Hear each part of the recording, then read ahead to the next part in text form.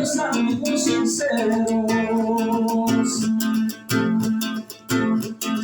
Gente de buen corazón que merece mis respetos, tierra de grandes valientes en mi estado de Guerrero.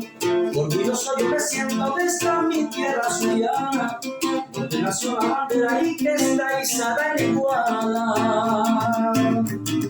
Desde el filo de la sierra se divisa el ancho mar, un cielo como ninguno, esa es la pura verdad.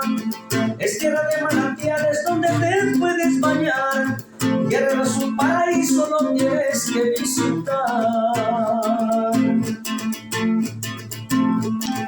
Guerrero tiene de todo y lo puedes comprobar, desde su zona desértica y su bosque tropical. También cuenta con sus costas para acariciar el mar, o acampar en la sierra debajo de un portal.